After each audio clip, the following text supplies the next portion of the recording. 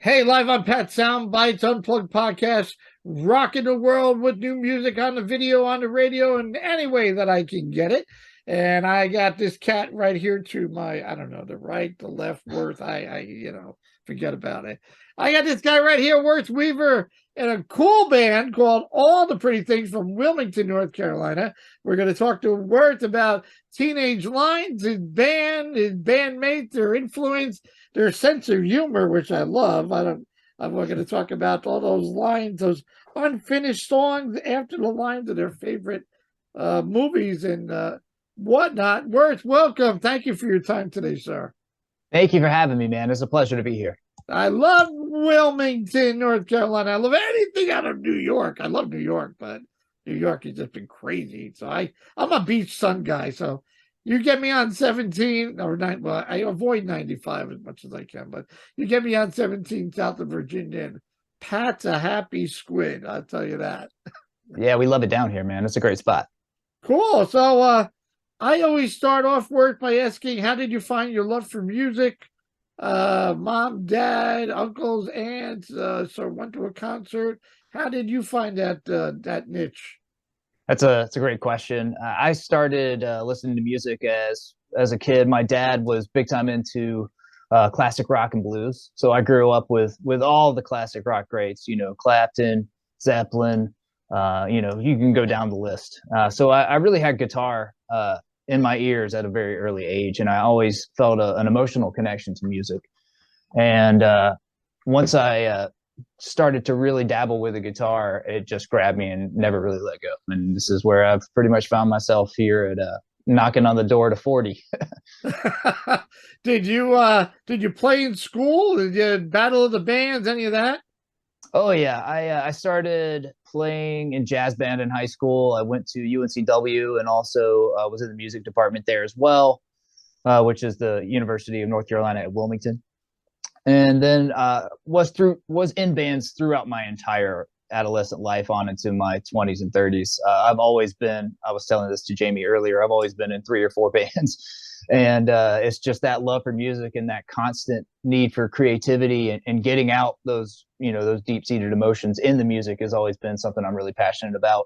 And that started to translate from songwriting and music creation on that side into the studio. And once I got involved with engineering and producing, it took a life of its own. And now it's become another passion of mine in the music industry. Very cool. Yeah, no. It's weird. I interview a lot of known artists. I'll give you an example, like Vivian Campbell of Def Leppard, and he's on a side project. A lot of them do side projects, and I say it must be nice, just nothing to get Def Leppard, but you get away and do. He came from like Dio and Rainbow in the Dark and all that stuff, and Oh yeah. in Zeppelin, not Zeppelin, in Def Leppard, Phil Cullen is really the lead guitarist, and Hmm. Viv is more of the rhythm and does a couple. But when he gets back to his old roots, he gets to be the guy. So yeah, I think the creativity is great. And anytime that you could just jump from band to band, different ideas, it probably really keeps your skill sets pretty well up in part too, right? Worth. Absolutely. I've played, like I said, jazz. I've played in blues bands, classic rock bands. I really found my niche in the alt rock world and heavy rock world. Those always were just very appealing to me because of the energy and just the power. And so I've always kind of gravitated more towards heavier styles of music. That being said, I've always wanted to write great songs. I grew up with great songs, be it oldies, blues, classic rock. And so the song is what connects more so than the production or how great the guitar solo was.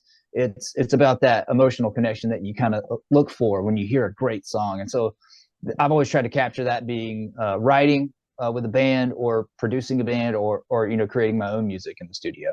Cool. Well, talk to me about the songwriting process. Do you grab the guitar first? Does a lyric pop in your head, or how does that work for you?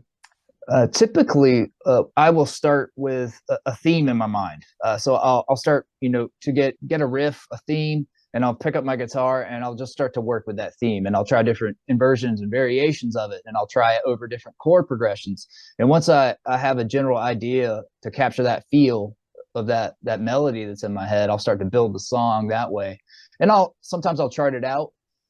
Sometimes I'll go in Pro Tools and I'll program drums and then lay down scratch versions Right. on guitar.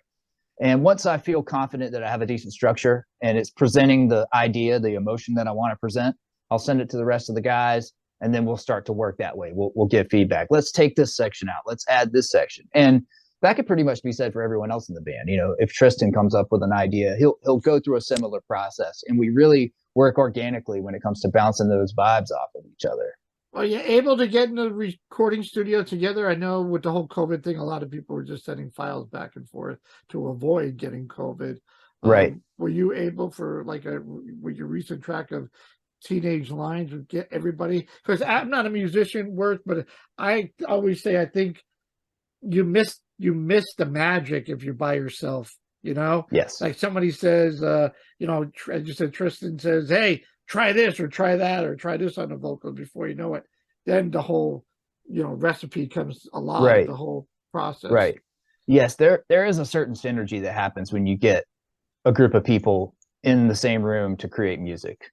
There's this intangible thing that happens with the chemistry of everyone. And that being said, sometimes if you're working with a project like in COVID, where you can't really do that effectively, you get a little not shaky or not nervous, but you kind of have a question mark there of how's this going to go. Right. That being said, it was actually relatively easy to bring everyone in and work together. You know, we were obviously very careful during the process, but we were able to work remotely as much as possible, formulate the songs, and get really solid on our parts individually. And then getting together, we just kind of gave each other free reign to really be as creative individually and see what it would contribute to the overall product. And that's exactly what Teenage Lines captures. I wasn't, you know, cracking the whip on anyone. I said, Jeremy, you know, throw in the fills you want to throw in. Tristan, you like that slide guitar part? Let's do it, man. And there was no controlling type mentality. It was very organic. And that is what just breeds energy, and energy translates through speakers. Yeah, So it's got to make them feel really good that, you know, as a producer, you can be critic, you can constructive criticism, but when you say, "Hey, just go for it, knock your socks off. yeah, Let's see what it's about." You're in the yeah. studio. Let's rock. Talk to me about the your fellow bandmates before we get into the whole song and producing. Well, they're all awesome human beings. I've known Logan, the singer. I've known him for quite a bit of years. We used to play in local bands when we were in high school and in college. And he's always been very talented. His family's very musically gifted as well. And I always had a deep appreciation and respect for his talent. But we had never worked together on a project. And so whenever, you know, I sent him a demo with no vocals, the music was done, but we didn't have any vocals. Whenever he got it and sent us back his take, we were like, this is that chemistry. This is that thing. And we just decided to move forward with that. I met Tristan in 2017. I was actually working with a partner with a commercial studio in Wilmington at the time. And I met Tristan through that exchange, and he and I just kind of hit it off. We had a lot of similar taste in music. We had a lot of friends in the industry that were mutual.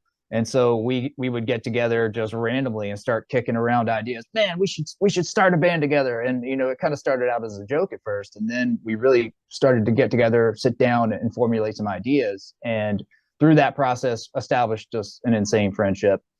He's definitely one of my go-to ride or dies. And as far as Jeremy's concerned, I had not met Jeremy. I was trying to think here. I may have met him back in 2007 when I was on tour during Warped, but Jeremy and I had not really established a friendship until we got together to record for the first time, and we hit it off immediately. He crashed at my house, and we just had a blast. And he is now, you know, not just an awesome band member and musician, but a great friend that, you know, I could bounce anything off of. We all have this understood mutual respect for each other and what we've been through as artists, and, you know, be it on the road or in the studio. So I think that allows us to be more open with each other, and that openness and that vibe just yields to, you know, the product that you're hearing. It's just, like I said, it goes back to that energy, that vibe, that chemistry. Yeah, like you said, you've been in many bands before. You know when there's some magic there that there's Hmm. something here. You mentioned Absolutely. Logan. I like reading the release here, the press release of Tristan, Scottish born, South African raised, and San Antonio, Texas bass guitar. He's got to have some stories and really good influences in his music world.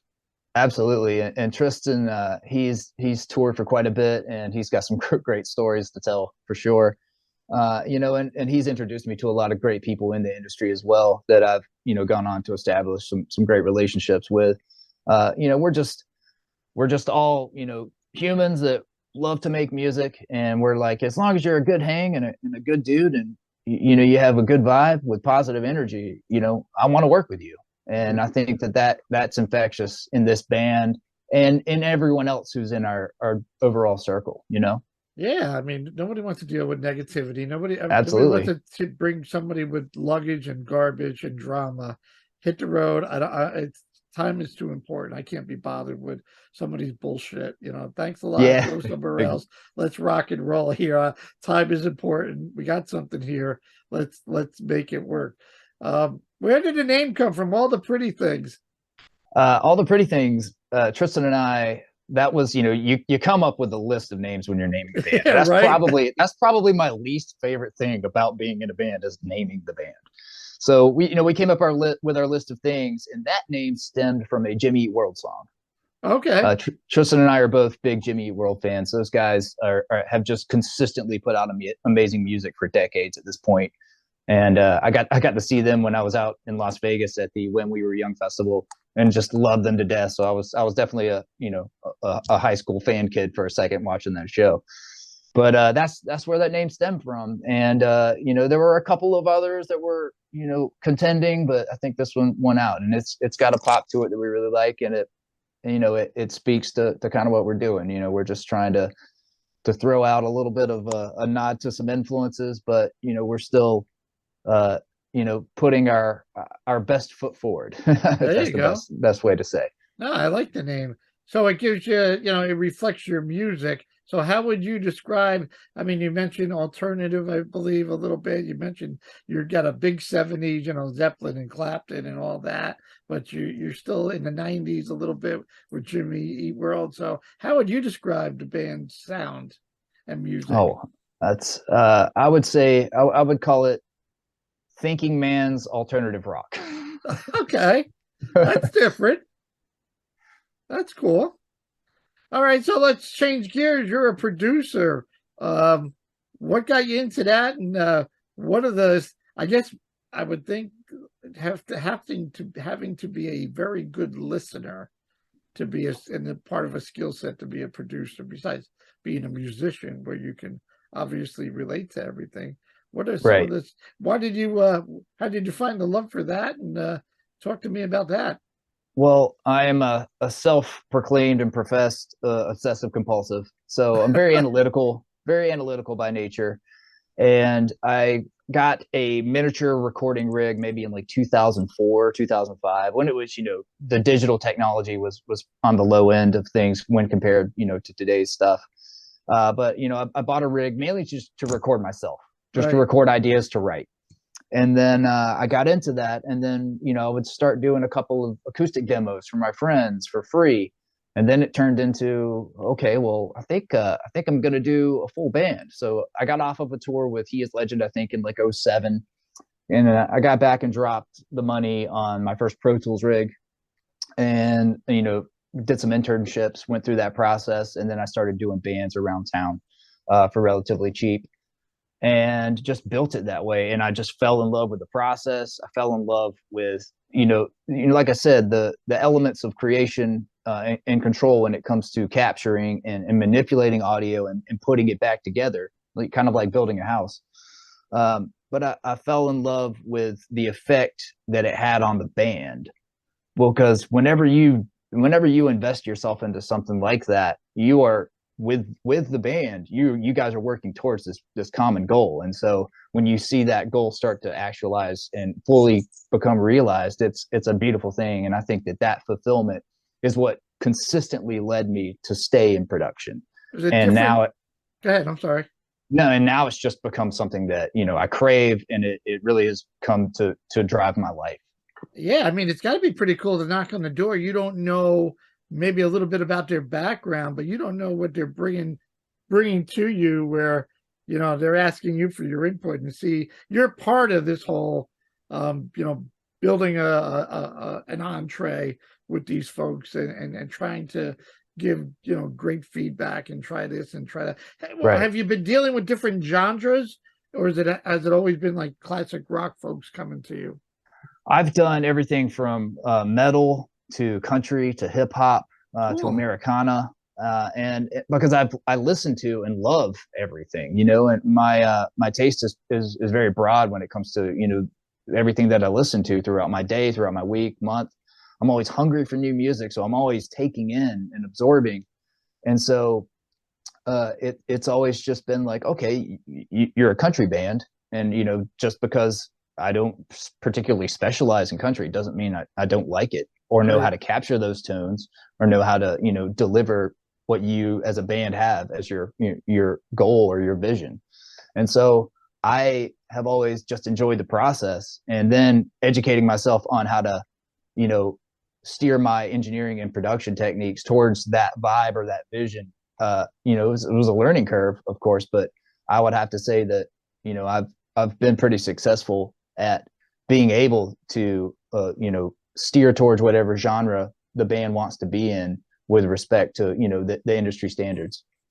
They say, I mean, I've talked to a million people, and they just say when you talk about bring up a name of a producer, they said, it's got to, what they love about most of it is somebody that brings out the best in all of them, Correct. whether it's a vocalist and they're used to doing, hitting a range a certain way, but you say, no, I think you could do better than that, and then you get to that peak and their eyeballs come out because you brought them out of a different area that they never thought they had.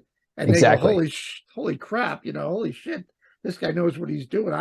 If he didn't push us to the level, we would never know. So that's got to make you feel really good to say, trust me on this, just keep going, let's do this. And I always say to the band, my job is to get out of you the performance that will elicit the emotional response from the listener. That is my goal. And you can talk to any artist that I've worked with over the past 17 years, and they will tell you that I am very, very, very demanding in the studio. But it's in a way that is very creative, and it's always with a like mind towards that vision. Oh, lost you there. There we Sorry. go. There we go. Yeah, well, I mean, as a musician, when you went into a studio and dealt with a producer, it's like treat people the way you want to be treated. And as long as I think if I went to see you, brought in a band to see you, as long as we laid out the band, our expectations, and you lay out what you can do and your expectations, that's what it's all about. So everybody, there's no, I never forget, I interviewed like Todd Rundgren, and Todd was saying back in the 70s, whoever he had, Aerosmith or whatever he was doing, he said back then you were like a ring, you were like the boxing match ringleader. Who's smoked up? Who hasn't got out of bed? Who's drunk? And we're like, we got to get an album done. Where is everybody? Who's fighting? Who's with this guy's chick? And it was just, man, the total disaster. And he's like, trying to make it all work. And I never, not seeing that side or knowing that, I was always the fan. And now that I'm more involved with the music business, and it's always about the stories when I talk to some of these folks. And Todd was one of them. He's like, man, I got to get in between these two guys, want to kill each other. Who's late? Who's this? The label's screaming, Oh, yes. The best part about it is the relationships that I established with the bands. Like I have lifelong friends because of this. And, it's because we built something together, but if I'm going to work with you, it's going to be done right. We're going to do it to the best of our ability. And you might not like me sometimes, but when you listen back to this in a year or 5 years or 10 years, you can look back and say, we did our absolute best at that. Right. And that attitude is what's propelled me and pushed me forward. And I think that, we all have that like-minded attitude and all the pretty things as well. We're doing what we want to do creatively from that perspective, but we're doing it and we're pushing forward, delivering our absolute best. We all feel super confident in what we're putting out right now. There's got to be no better feeling to just yeah hang out with the guys. And I'm reading, like I said before, while recording, band members name unfinished songs after lines from their shared favorite movies. I mean, I see this sense of humor between your band and your friends and your family that, you guys are all on the same playing field having a good time, which is needed, right? That's why we do it, right? Yeah, you never know if somebody's going to do a prank, but it's all good fun. It is a family. I mean, whether you believe, it's a family, whether a bunch of strangers get together. Before you know it, if you're on a tour bus and traveled as you have, how, somebody's having a good day, somebody's having a bad day. And oh God. Well, that's cool. Very cool. Any upcoming shows, anything that you guys are looking to do, get out, tour, album, EP upcoming with the Teenage Lines? Yes, our 2023 is in the works right now, but number one priority is just to finish up the record. We have all of the songs for the remainder of the record tracked on drums, and I'm in the middle of tracking my guitars right now. So that's always a process, and like I said, that OC mentality creeps in a little bit. But going through that process, once that's done, then we'll have vocals and we'll get it out to mix. So definitely look for more in 2023. But as of right now, no solid dates to announce for touring. No, you got to finish things up. But yeah, hey, my door is always open. So when you're ready to release something, release a video, I know Jamie will get a hold of me and we'll rock the world again and play the video as much as we can and play your music, whether it's on my podcast or on the radio station, so you can get all kinds of exposure. Worth, how would you're a guitar player? What's your go-to? I got a lot of listeners going, you never ask any rig questions. I'm like, all right, calm down. So what's your go-to guitar? A Gibson, Fender, Strat? What's your baby? Where do you go? It is kind of band specific. I know that sounds a little weird, but if I'm playing with my blues band, it's going to be Les Paul as the main gun, and then a backup Strat. With all the pretty things, I'm using LTD ESP guitars and dual rectifier. Mason Boogie's always taking care of me. They build the best amp on the planet. Love it to death. Big pedal board? No, actually, I've really downsized here lately. I used to have, an aircraft carrier pedal board. And now I've gotten a little bit smaller, just streamlining things a little bit. And also, as I approach 40, everything's a little bit more sore and stiff than what it used to be. So it's nice to have a little tiny backpack to carry. I became friends with Billy Gibbons, and Billy's like, hey, the simpler, the better. No pedal board. Just go. We know easy. Billy. Billy's a great guy. Oh my God, I love Billy. Just always tells me, you got to go to the blues, go back to the blues, go back to the roots. Would you care if I shared a Billy Gibbons story? No, dude. Go ahead, fire away. So one of my favorite bars in downtown Wilmington is called Front Street Brewery. Love that place. And I like it because it has this thing kind of like an airport bar vibe where there aren't any real regulars. So it's a constant turnover, of new people, new faces. Cool. So I was there on a Thursday night, I think, and in comes walking Billy Gibbons. And he leans over the bar, and I was like, that's Billy Gibbons from ZZ Top. And he buys everyone at the bar's food and drink and I think he gets a glass of bourbon, has it, and then leaves. Just class act, world-class human being. I love him. I've seen ZZ Top a million times, but I never met him. And I reached out to management and said, look, he's playing his own, solo stuff. I play it. I just want to meet him. I just want to give him a hug. And it was a snowstorm up here. It was actually in Connecticut. And I'm the last guy in the theater.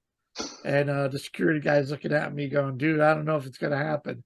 So his tour manager came out and he's like, who are you again? So I told him, Pat Gallinari, I play his new music. I played his whole album. So he's like, all right, it's snowing. You got like 3 seconds. I'm like, oh my God. So Billy comes out and I introduce myself and I said, big fan, but I play your new music. And he takes off his glasses and he goes, you do what? I go, I play your new music. Anybody can play Legs and, Tush and LaGrange. And Right. I'm playing your new stuff. And the feedback is incredible. And they're like, okay. So he's like, all right, you know how to get a hold of me. We gotta, he always said, the way he has a thing for the English language. He never says the same things twice. He's like, all right, well, we got to make some noise together next time. You know how to get a hold of me. I'm like, I don't play any instrument, Billy, but I'll make all the noise you want me to make. So after that, we become great friends. Awesome. I brought my brother to a show, and they did their meet and greet, and they said, relax, hang on the couch. Billy comes around the corner. He's like, Pat Calamara, give Uncle Billy a hug. And my brother had a soda, and he dropped it.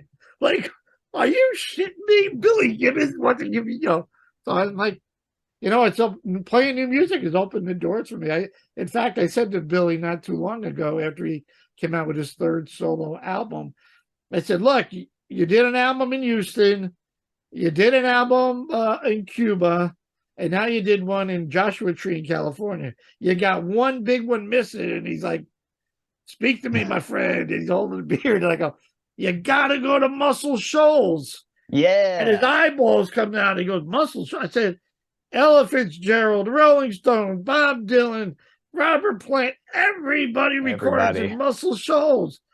And he goes, and his publicist was actually on. And they look at each other. I can make that happen. He goes, me and the missus would fly into, I want to say, Memphis, and we drive through a Muscle Shoals to go to my mother-in-law's house. So I know all about it. So he's like, again, he says, I like that. I said, look, I just want to be in the liner notes that I convinced you to go to. He goes, no, I want you to come down. And I'm like, oh my God, what am I going to play? This food, Billy? Whatever you want me to do, Billy. But we've hit it off quite well, and awesome. I'm blessed. I'm really blessed to have that. But that's cool. That sounds all like Billy. Walk around, come on in. He stopped at a Waffle House, and I want to say it was in North Carolina somewhere. Mm-hmm. And he came in and he bought everybody breakfast. And his tour manager Pablo just said, "Let him just have his breakfast, and after breakfast he'll take pictures and do whatever he did." And he did, and got back on the bus. And yep, just a class act, man. Class act. Well, Worth, it's a pleasure to meet you. I love Teenage Lines, and my door will always be open. I hope you enjoyed the conversation as much as I have. It was fantastic, man. Thank you so much for having us, and we appreciate you playing the song. There you go. All the pretty things right here on Pat Soundbytes. Worth Weaver, check these guys out. We're going to play a hell of a lot more of their tracks once he finishes that album, and we'll see more Worth and the guys upcoming. It doesn't get any better than this. Keeping new music alive as much as I can. Yeah!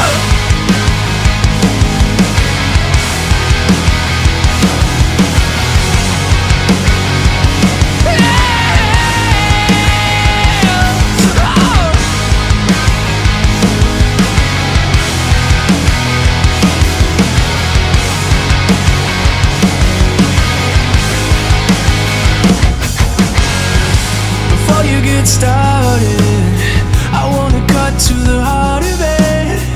Do they know about the heavy hands, all the plans you had for me? When it all started, you were reaching for the stars again, only pulling down the empty things that were sitting in between. I'm coming clean.